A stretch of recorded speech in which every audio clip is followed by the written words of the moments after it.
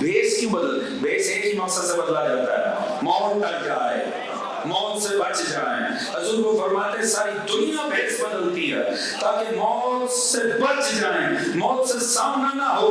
शबे हिजरत अली भेष बदल के लेट गया कि मौत से सामना।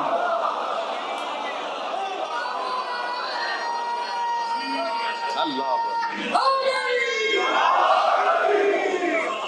सलामत या तवज्जो फरमा रहे हैं, फरमाते हैं अली वाहिद अशजाउन नास है, जिस शबे हिजरत भेष बदल गया शायद अभी मौत से सामना हो जाता। तवज्जो है कि जो मौत को ऐसे आमियाना किया ना इस घराने के। आप देखें जनाब अब्बास कह रहे हैं तुम डरा क्यों नहीं रहे हो, मिजाज देखो, 13.5 साल का नहीं होगा कासिम, मगर क्या कह रहे हैं, शहद से भी ज्यादा शीन। तवज्जो फरमा रहे हैं जी। असगर की मुस्कुराहट एक मिसाल है शौरा की नज़र में। दोस्तान अजीज क्या है मौत के साथ। देखें इस घराने के बच्चों ने भी कमाल किया। मेरे जुमले का वजन है, अगर आप इस पर गौर फरमाएं, इस पर गौर कीजिएगा, तालिब इल्म को दुआओं में याद रखिएगा। औलाद कमजोरी होती है, औलाद हर इंसान की मेरी कमजोरी है। जब किसी को देखे ना वो उसूलों के ऊपर नहीं कॉम्प्रोमाइज कर रहा, लोग जाके औलाद से उसको पकड़ लेते हैं। ऐसा है कि नहीं? औलाद पीछे दुनिया कॉम्प्रोमाइज कर जाती। और ये वैसे ही मिजाज है, बड़े बड़े मैंने देखा है बड़े मुत्तकी परहेजगार लोग, वैसे वो सारी जिंदगी दीनदारी पे गुजारेंगे ठीक, औलाद पीछे खराब हो जाए, औलाद लेट उठती है। तवज्जो है, इब्न जुबैर नहीं मिसाल उसकी। मौला ने फरमाया जुबैर हमारा था जब तक कि बेटा जवान नहीं हो गया। बहुत सौ के बेटे उनके लिए बाइस शर्मिंदगी बन जाते हैं। अच्छा भला जिंदगी भर हलाल कमाते खाते हैं, बता नहीं जब बच्चों की बात आती है हैवी फीसें देने के चक्कर में रिश्वत पे चले जाते हैं, हराम पे चले जाते हैं। ये नीचे से लेकर ऊपर तक सबके साथ होता है। औलाद कमजोरी है, इसीलिए का फितना है। तवज्जो फरमा रहे हैं जी। औलाद पीछे कॉम्प्रोमाइज हो जाती है। हजूर बड़े बड़े बासूल उसूलों को छोड़ देते हैं औलाद पीछे। औलाद पे बात आए बड़े बड़े कॉम्प्रोमाइज कर जाते हैं। औलाद पे बात आए बड़े बड़े प्रेस कॉन्फ्रेंस कर जाते हैं। तवज्जो फरमा रहे हैं जी। हजूर औलाद कमजोरी है ना, औलाद सभी की कमजोरी है। कमाल है हजूर, औलाद सबकी कमजोरी है। जिसकी औलाद उसकी ताकत बन गई उसे हुसैन कहता है।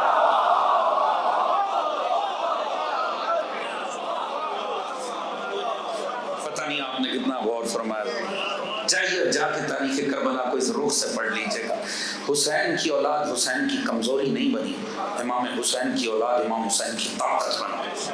तवज्जो फरमा रहे हैं जी। मौत हजूर, मौत से डर लगता है, मौत इंसान को तबाह कर देता है, इसका खौफ ही मार देता है। जनाब अब्बास फरमा रहे किस गलत फहमी में हो, याद रखो जिन्होंने बचपन में मौत से अटखेलियां की हो ना, उन्हें जवानी में डराया नहीं जा सकता मौत से। तवज्जो फरमा रहे हैं जी। मौत के खौफ ने तब से लेके उम्मत को आज तक बेहिस किया हुआ है, मगर वो कबीला जिसमें मौत से अटखेलियां बचपन में होती हैं, 2026 तक मौत उन्हें कॉम्प्रोमाइज नहीं करने देती है, वो आज भी डटे हुए हैं। तवज्जो फरमा रहे हैं हजूर। अब इसमें बात सतरें ऐसी हैं, मगर मुझे वाइंड अप करना है, चीज़ों को ख़त्म लपेटना है। बात यह है कि उसमें फिर मसाइब के पहलू आ जाते हैं। जनाब अब्बास ने ये खुतबा जहाँ एंड किया है उसमें भी समझ लें एंड ही कर दिया। फरमाया लान अल्लाहु अलैकुम व अला अजदादिकुम।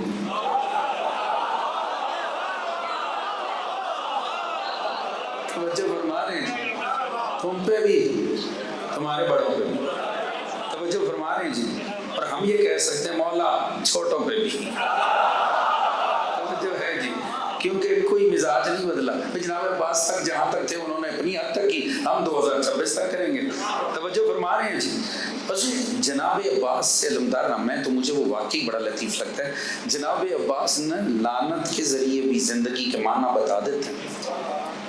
थक तो नहीं रहना हजूर। मुझे बड़ा वो उस वाक़े का मुझे बड़ा लुत्फ़ आता है। शब आशूर का ही, शब आशूर आप जानते हैं, वो तो आ गए थे लड़ने के लिए, वो आमादा होकर आ गए थे कील खंडों से ले। जनाब अब्बास को इमाम हुसैन ने फरमाया इनसे जाकर कहो कि अभी चले जाएं, हमें एक रात और लज़्ज़त इबादत परवरदिगार लेंगे। हज़रत जनाब अब्बास ने जाकर उनको भेजा। थोड़ी देर बाद ना शिम्र और पिसरे साहब के दरमियान भी ना एक टसल चल रही थी इक़्तिदार की। وہ پچھلے سال کو رے کی گورنمنٹ کی تھی، شمر چاہتا تھا سارا کنٹرول میرے ہاتھ میں آ جائے. شمر نے پیچھے ابن زیاد کو اس کی شکایتیں لگائی تھی کہ یہ تو بیٹھ جاتا ہے حسین ابن علی کے پاس دوزانو ہو کے، یہ تو ان کا احترام کرتا ہے، یہ تو جنگ نہیں لڑے گا. یہ اسی نے شکایتیں لگا کے آخر فائنل تھریٹ پیچھے سے ابن زیاد نے دیا، یا تو رے کی گورنمنٹ کو بھول جا یا حسین سے جنگ کر. توجہ فرما رہے ہیں کہ نہیں حضور؟ لہٰذا اس لین نے پہلا تیر چلایا اور یہ کہہ کے کہ اہل لشکر دیکھ لو میں پہلا تیر چلا رہا. اچھا باہر آیا شب عاشور شم، اس نے آ کے نا جناب عباس کو آواز دی. جناب عباس چاروں بھائی امام حسین کے سامنے بیٹھے ہوئے تھے خیمے کے اندر امام کے. جناب عباس نے توجہ نہیں کی، اس نے تیسری صدا پہ نا امام نے فرمایا عباس فاسق بھی پکارے تو جواب دینا چاہیے.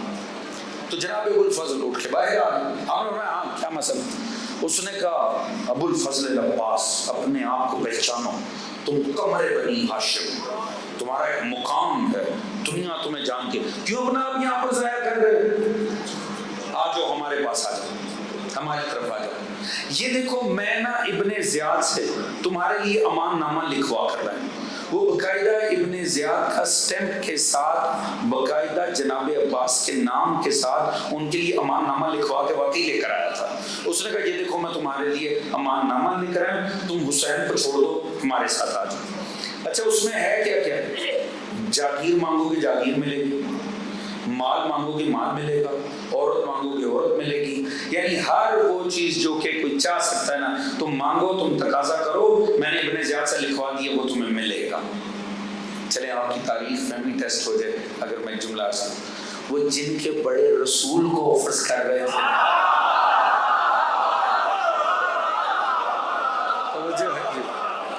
یہ سرکار جو عورت کو گے مال کو گے.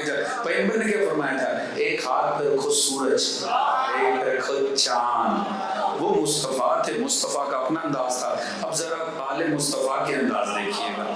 جب جناب عباس اس نے سارا وہ سنا دیا نا، تو جناب عباس نے ایک ہی سوال پوچھا. فرمایا اچھا اور میرے آقا حسین کے لیے کیا ہے؟ اس نے کہا حسین کے لیے کچھ نہیں، یا بیعت یا سر، تیسری آپشن حسین کے لیے نہیں ہے. حضور جناب عباس نے نہ کھڑے کھڑے وہاں پہ 2 لعنتیں بھیجی، اور میں کہتا ہوں زندگی کے معنی کھول دیا حضور. ہر حسینی کو لطف آنا چاہیے اگر بات پہنچے. حضرت ابو الفضل عباس کس ہستی کا نام ہے. جناب جیسے اس نے کہا نا نہیں آپ کے جد کے آپ کے آقا حسین کے لیے کچھ نہیں ہے، یا بیعت یا سر. جناب عباس نے فرمایا تجھ پہ بھی لعنت، اس امان نامے پہ بھی لعنت.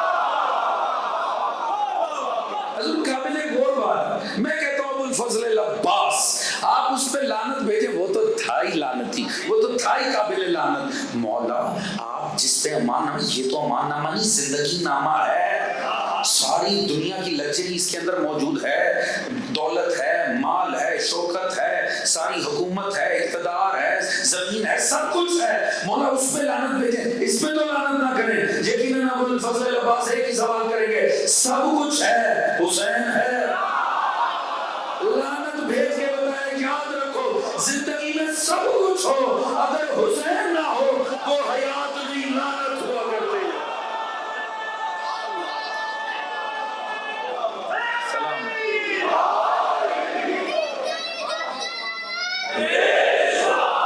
توجہ فرمائیں دوستان حضور کی جملہ ذہنوں میں رکھیے گا. زندگی جتنی بھی اعلیٰ کیوں نہ ہو، اگر اس میں حسین نہ ہو وہ حیات نہیں لعنت ہی ہوا ہے. توجہ فرما رہے ہیں جی. حضور یاد رکھیے بات جہاں سے میں اسی جگہ تمام کروں. حضرت ابو الفضل عباس علیہ السلام اب کیا ہے؟ نصرت امامت کا استعارہ. حقیقت شمر نے یوں نہیں کہا اپنے آپ کو پہچانو، آپ کمرے بنی ہو. جناب عباس کو دنیا الگ سے پہچانتی تھی، آپ کی ایک منزلت تھی لوگوں کی نظر میں. دیکھیں آئمہ اطہار وہ ہمیشہ آپ نے دیکھا آئمہ حسنین کو ہمیشہ یبن رسول اللہ کہا گیا روایات میں. وہ رسول کے بیٹے تصور ہوئے، علی کا بیٹا تو عباس میں. توجہ ہے جی.